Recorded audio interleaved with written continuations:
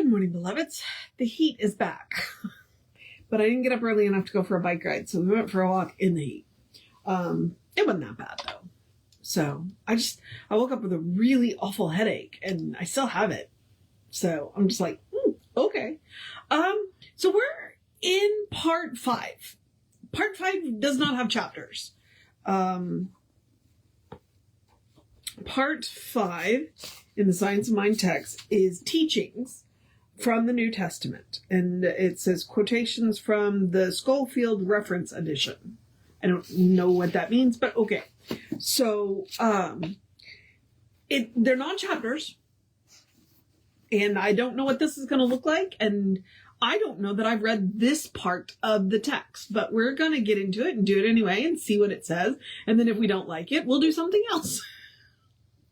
But if you know anything about the founding of Science of Mind, which Ernest never intended to do, what Ernest noticed that Jesus prayed in a specific way. And he's like, there's something to this. Why don't we pray the way Jesus did? And so they rented an auditorium and people would come and he would teach them the technique. And then in theory, they would go back to their own faith traditions. But the thing is that they were getting what they needed when they came to his, for his lectures. And they didn't go home. They said, this is our new home. And so they stayed. Ernest absolutely adored Jesus, calls Jesus the master teacher, and also, calls him the great example. Not the great exception, the great example. So that is extraordinarily important to know. And that was Gabby, by the way. She's yearning for something. We have no idea what. She's 18 years old, so she can yearn for, we don't argue with her much. She's a 6-pound little ball of fury. Gabby, come here, baby. So we're just going to get into this and see what it looks like.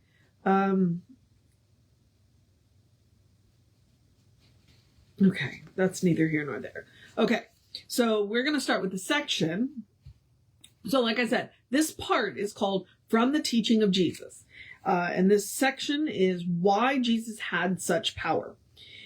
In this book, no attempt was made to discuss all of the sayings of Jesus. He lived in a world of spiritual realization far beyond that of which the average person has any understanding. As spiritual things must be spiritually discerned, so the full meaning of his sayings can never be clear to us until we have attained a consciousness equal to his. But in the record of his sayings, there is much which bears witness to our own belief.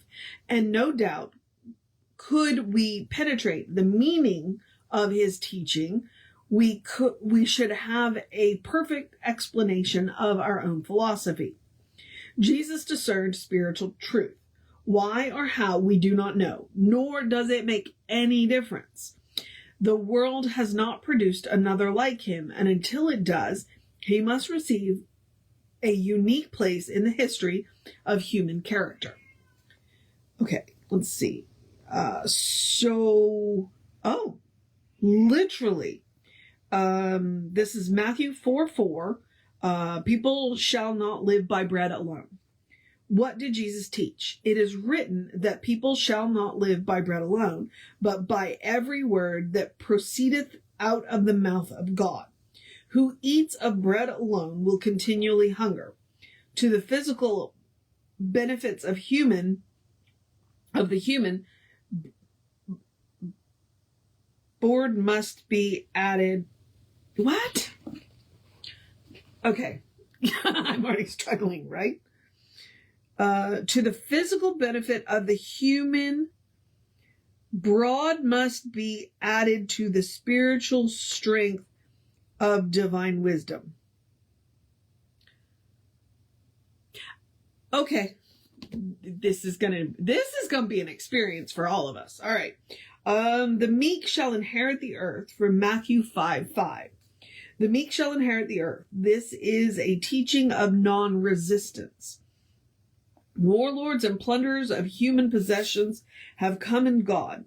Kingdoms have risen only to crumble in dust and become numbered with past events.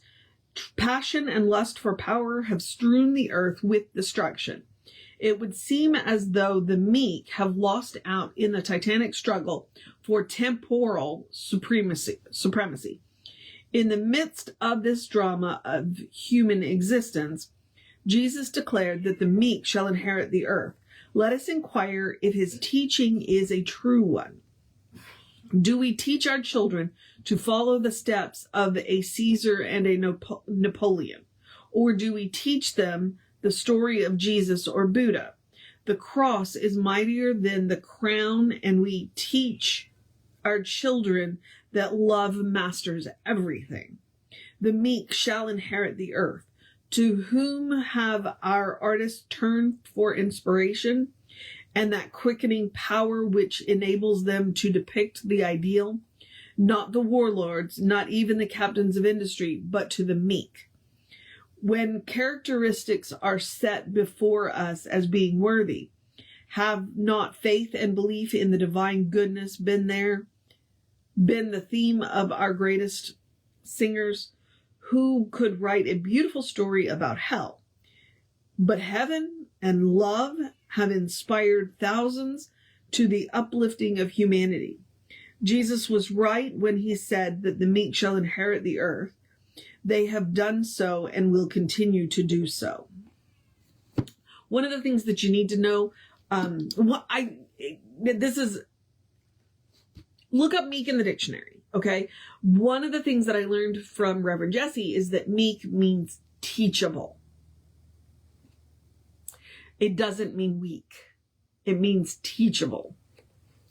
So, and Darwin said that everybody goes survival of the fittest, and it is, but it's not about strength.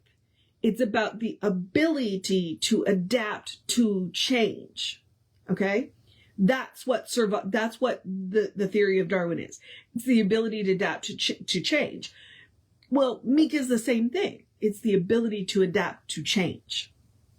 So the meek shall inherit the earth. The people who are able to adapt and are teachable. If you've got your mind made up, well, all right. Okay. I'm going to do, let's see. I think I'm going to do one more. Yeah, I'm going to do one more. And then we'll start on the other page, because this is heavy stuff. And I don't know what I'm getting into. All right. They that hunger shall be fed. Matthew 5:6. They who hunger and thirst after righteousness shall be filled. Is there anyone who does not have a soul hunger? Does not the spirit of people thirst after knowledge and understanding, yearn for truth and reality, as blind people yearn for the light? And their hunger can only be satisfied with spiritual food, as manna from heaven. Let us inquire into this teaching and see if it be an illusion. Turn to the history of those who have been spiritually minded, and the question is answered. They have not received a stone when they ask for bread.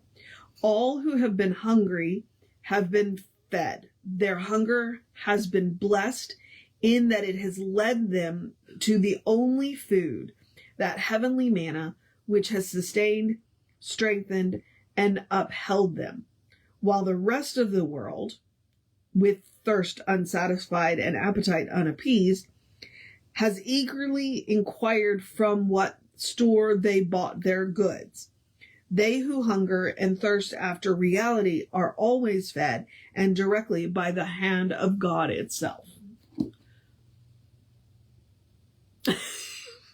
Okay, you know what? This is Ernest's interpretation of the Bible, I think it's going to be very interesting. Yeah. I mean, I've read a whole lot of the Bible too. I took a 10-week class on Bible studies, and in that 10-week class, I read a whole lot of the Bible. So yeah, we're gonna keep going and see where this leads us. I'm not on as firm a ground with this as I was, because I'm not a Bible scholar. I do know Bible scholars, but what I'm reading is Jesus' earnest interpretation of Jesus's teaching. So, yep, we're just going to keep going. Okay. All right. So that is, I'm stopping there. So what we're going to do is, tomorrow we will start over on page 429 with the merciful shall obtain mercy with it, which is Matthew 5:7. But I'm done for today. I'm done for today. These may just have to be shorter because, yeah. All right. Just quick housekeeping. I'm going to remind you that we are, one easy way to support the center is to engage with our social media. We are Creative Life Spiritual Center, Creative Life Spark. I'm the running Rabbi, and on the social medias that I am on. I encourage you to go to like, subscribe, follow, share, comment, do all that. It bumps us in the algorithms, and we think we have interesting things to share. And right now I'm sharing what Ernest thought about Jesus's teaching. So it's going to be a ride, right? All right. Yep. Nope. Hang on. If you want more information about the center, you can go to the website, which is creativelife.org, or you can subscribe to the Constant Contact email, which is email, okay, info@creativelife.org. It's constant contact, so check your spam folders. You get one a week, and unless something unusual happens, it's a real person doing it. He doesn't have time for more than that. And the hot links are hot. Okay. Now I'm going to encourage you to have a great day, a wondrous day, a fantastic day, a magical day, an enchanted day, a wonderful day, an awesome day, an amazing day, the drink plenty of water day, a stay out of the direct sunlight day, a take care of yourself day, a get your stuff done day, a go do something fun day, I may be out of adjectives day. I did say I had a headache. A good day, and if that is too much pressure, simply have a day. You are enough just as you are. You are a beloved expression of the divine. You are a brilliant light, a divine spark, you are spirit in motion, God in action, or as Reverend Jesse likes to call us, you are godly. All right? Explore the truth of your being. Forget everything everybody else has ever told you about yourself, including all the things that you've thought, and get to know who the divine knows you to be. Because that person is good. And from there, all things are possible. All right, beloveds. Take care of yourself. Nope, hang on. Reverend David will be on around 5 p.m. with you. I'll be back with you around 9 a.m. tomorrow. Take care of yourself. Know that you are loved, and I will see you next time.